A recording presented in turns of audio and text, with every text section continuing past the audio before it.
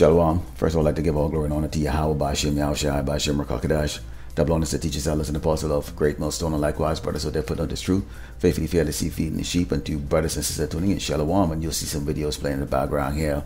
And those of you in the know-how, you would know that these represent Esau's pride, okay, in overcoming the children of Yasharallah, okay, Israel, so-called blacks, Native Americans, and Latino. And to those of you who are new in this truth, okay, you'll see the first picture there representing, you know, the president of the United States at that time, President Roosevelt, with two representation from the tribe of Israel, okay, the Northern Kingdom and the Southern Kingdom, in particular, you know, the tribe of Gad from the Northern Kingdom and the tribe of Judah from the Southern Kingdom, who we know were victims, okay, of the so-called white man, you know, wicked, evil deeds here in Great Babylon, America. Let's start off with our first book here.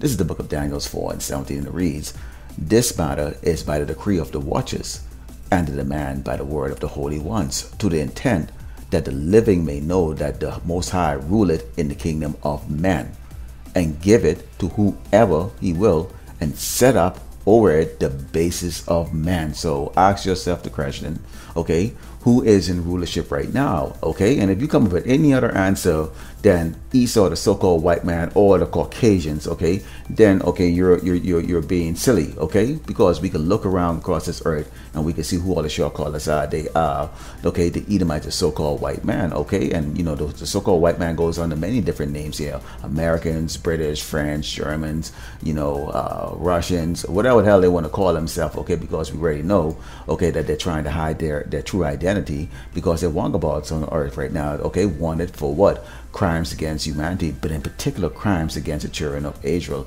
so-called blacks, Native Americans, and Latino. Let's go into the book of Ecclesiastes 10:7, okay, because, you know, Esau did not achieve any of this on his own, okay. All of these achievements that Esau has been putting out there, okay, has been given to him by the Lord Yahweh Shai, and we are going to go into why, okay, Esau was able, okay, to achieve such greatness, okay, even though he is the basis of man, okay, currently ruling the earth in other wickedness. This is Ecclesiastes 10:7. It reads, "I have seen servants upon horses, and princes walking as servants upon the earth." There you see two princes, okay. You get the tribe of Gad, okay, and the tribe of Judah, okay. The two you have each representing, okay, the kingdom, okay, the Southern Kingdom and the Northern Kingdom. Those are princes that are walking alongside who? Okay, a servant that's sitting on a horse. Horse is a symbol of power, okay. And you have the basis of man, okay, it's portrayed, okay, as a man of power, with real princes that are walking, okay, who are in a position of servitude to him, okay. And you're asking yourself, why is this the case, okay? You know, you scratch your head, okay, because you okay, experiencing this world right now, you realize, okay, that the people that you call Caucasian, okay, these Edomites, the so-called white people, okay, are inferior to you. You know it. You can feel it. You can feel the inferiority spirit from them and your superior spirit above them, but you don't understand quite, okay. And I'm talking to those of you who are just new into this, okay. Let's go into the book of Jeremiah 2:14. It says, "Is Israel a servant?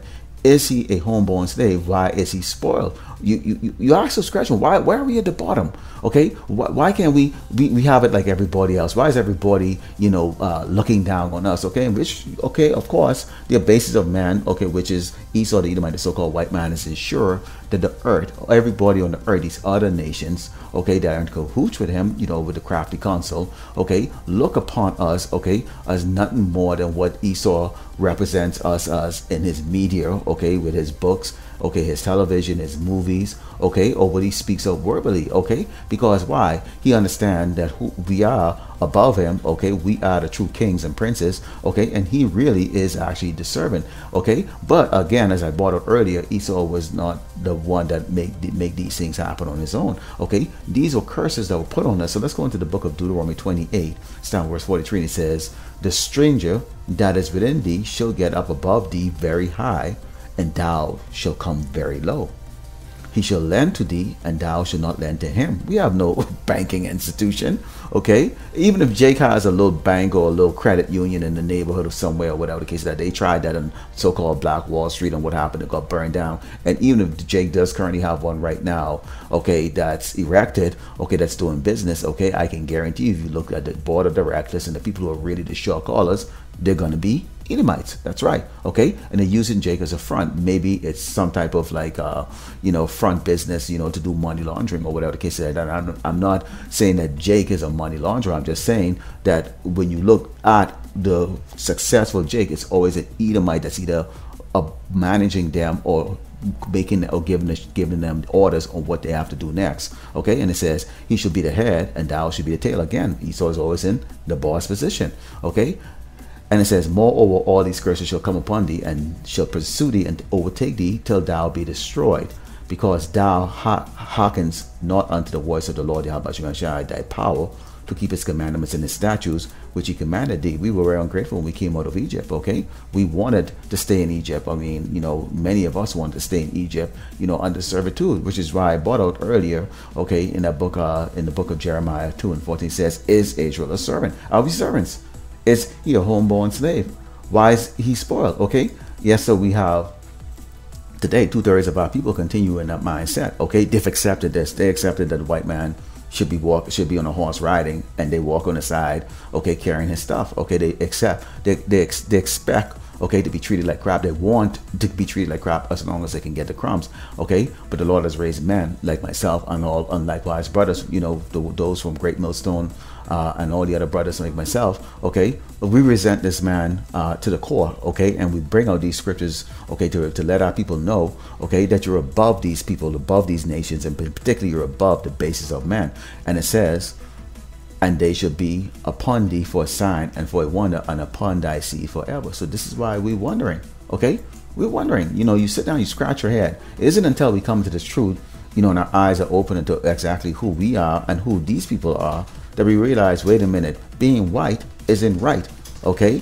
And their way is the wrong way, okay? And we are the righteous and they're the unrighteous, okay? Let's go into the book of Job 10, okay, and 22, because this is where we're at right now. The Lord put that curse on us, okay, to make our enemy, okay, above us. But he didn't just choose any enemy. He chose the basis, okay? The basis of man, meaning what? Of the 18 tribes that were created, he chose the one that he despised the most, the Edomites, the so-called white people today, to have them above us, okay? And that is the kind of judgment that we have, okay, showing that what we did was not pleasing in his eyes, okay? This is Job 10 and 22, and it reads, a land of darkness, as darkness itself, and the shadow of death. This place is death. Great Babylon, America, the United States of America, whatever the hell you want to call this place, is death, okay? And it says, without any order, which we can see right now, it's out of order. The animals are out of order, the people are out of order, the children are out of order, the women are out of order, the men are out of order, everything is out of order, the weather is out of order, everything is out of order.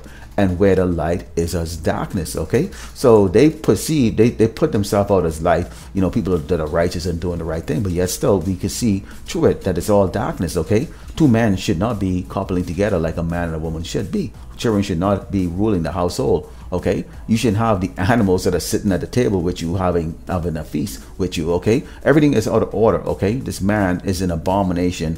Okay, but for right now he is in rulership. This is the book of Job 30, and starting with verse 5. Okay, again we continue on here to find out the true identity of these people, because we have to understand that this is for a purpose. Okay, this is for a purpose. This man is a hireling. Okay, and he has a purpose that he is going to execute. Okay, because he has a job because he's a hireling. Okay, and there is an end to it, and the only people that actually have the whole true story, okay, is the one that Yahweh has given to, which is what? His servants or his friends to go on the highway and the byway on the unicorn and bring out these epistles. It says, they were driven forth from among men. They cried after them as after a thief, which we know Esau is a thief, okay? To dwell in the cliffs of the valley, in caves of the earth, and in the rocks. It says a caveman. We're going to tell it to you again and again and again. Okay, the people ruling the earth are cavemen. They did not invent one single thing, okay, that we see in existence today. Nothing. Nada. Zilch. Okay? Among the bushes they brayed under the nettle, they were gathered together. They were children of fools, yet children of base men. They were viler than the earth. Okay, and there it is. You know, the book describe exactly who they are. This is the same book that they use to swear in the president. Okay, and also they put in God we trust. Okay, so they should have actually seen this and realized that this is speaking about them. Okay, and it says, and now I am their song. Yeah, I am their byword. Who's their byword in their song? Us. Okay, we are now the byword. We are now known as niggers, spics, okay, wetbacks, okay, African Americans, okay, Caribbean Americans, or whatever the hell else that they choose to give you their corporate name. When we go into the book of Proverbs 18, okay, because we don't understand, okay, right now, as it is right now, okay, this man, okay, who was given the authority over us, okay, we marvel not, okay, at where Esau is, because we understand that Esau, okay, was ordained to be put in these positions above us, pursuant to Deuteronomy 28, okay, which goes in great detail of what happened to us being disobedient children, okay, an ungrateful tribe, okay. But right now we see that this man is in a free fall. He's in a free fall, okay. When you go to Proverbs 16 and 18, it says, what? Pride goes before destruction, and a haughty spirit before a fall. He has to be haughty. I mean, you think about it. You have a caveman, okay, and they even make fun of themselves talking about a caveman can do it. That's how easy it is, okay. Of course it's easy, okay, because it was given to you, okay. The Lord gave you the ability to do everything. He gave it to you. You didn't have to think about it or invent anything. You had slaves to build your queendom, okay, and to build all of the inventions that is across this earth, and all you simply do is just put your name to it, okay, and say it's yours, okay, and the world believe it. Because why? They're low people, okay, and lower than us, okay. So they're being fooled by the basis of men, which we all were under the illusion of this man, okay. Let's go into the book of Isaiah 24 and start with verse 10. Because we don't marvel. Again, you know, we know what's going to take place. We know the beginning and the end of what's going to happen to Esau the Edomite, the so-called white man. It says, the city of confusion is broken down. Which city? This city is Great Babylon, America. Okay, every house is shut up that no man come in. There is a crying for wine in the street, all joy is darkened, the mirth of the land is gone. Why is that happening right now? You have 1/3 that is being awakened right now. So the 1/3 elect of Yasharala, Israel, so-called blacks and Native Americans and Latinos are now participating, okay, in the wickedness here in Great Babylon, America. Yes, we still work. Yes, we have to pay bills. Yes, we have to walk amongst the wicked, okay, and the blinded people here, but we're not participating, okay, and that is really having an effect on Great Babylon, America. Not to mention you have the special men that were raised up by Yahweh to go what? On the highway and the byway to proclaim, okay, this gospel, okay, and the coming of the Malak, who's going to do what? Put this man down, okay, and bring up his kingdom of righteousness instead, okay. And so this is a time right now where we're seeing the fall of the one on the horse is coming to nigh, okay, and we can close out here with the book of 2nd Ezra 15 and 16, because this is when the lions are roaring, okay, the horse is going to panic and throw the rider off, okay, and that's symbolic right here when you look at the fact that Esau is riding on the horse with the two tribes, okay, northern and southern kingdom, you know, walking beside him as servants, okay. But now you have the lions, which are who? The spiritual men that the Lord Yahushua has raised up to do what? To testify against this man, okay, and let him know of his impending judgment, okay. And so now with the roar of the lion, okay, starting with the tribe of Judah, this horse is panicking and he's thrown off the rider. And who's that rider? Esau the Edomite, the so-called white man. This is 2nd Ezra 15 and 16 says, for there shall be sedition amongst men, in waiting one another they shall not regard the kings nor princes, and the cause of their actions shall stand their power, okay. So this is right, this is what proceed right after, okay, the confusion, the city of confusion being broken down, okay, the pride, okay, and haughtiness of this man, okay, spirit is now starting to turn into what? Mourning, because right now we are giving him, okay, the warning that he does not want to hear. We are blowing the sound of that trumpet of destruction that's coming to the so-called white man. So he will, okay, fall off that horse, okay, and we will emerge, okay, as the true rulers on this earth. Lord willing, you edify, let the close up and give all glory and honor to Yahweh, Ba'ashem, Yahushua, Ba'ashem, Rakakadash. Double honors that teachers, elders, and apostles, great Muslim, likewise, brothers, so they put on the truth. Faithfully, fearlessly feeding the sheep unto brothers and sisters tuning in Shalom.